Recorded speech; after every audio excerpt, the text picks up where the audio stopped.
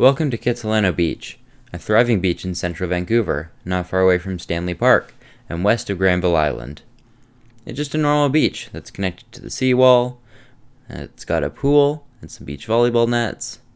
Nothing important has ever really happened here. Hi there, I'm James, a grade 11 student. Today, I want to tell you the misunderstood story of Kitsilano Beach. There used to be a village here, belonging to the Squamish First Nations, which was a thriving community of around 20 families, or roughly 150 people.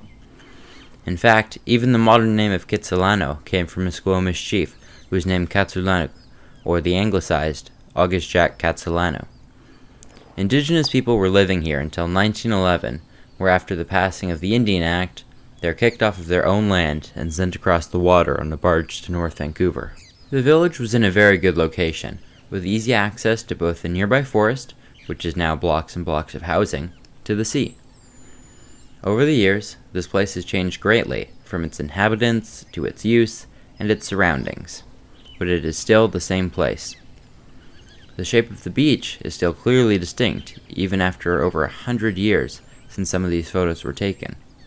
It is still the same place that the Squamish Nation lived on, cared for, and were kicked off of not that long ago.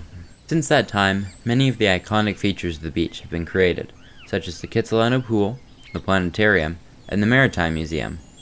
But if you take a walk along this beach as I did, you will find no information on this place's history. Nothing about the people who lived here for much longer than this beach has been a place for local families to travel to and relax. The closest you can get to any recognition is a land acknowledgement on the bottom of a sign telling people to pick up after their dog. And it's just a general land acknowledgement, with no connection to the beach. However, you can find multiple statues and memorials to those with no real connection to the beach, like Captain George Vancouver. So what do you think? Should there be a more formal recognition of the beach's history for everyone to see?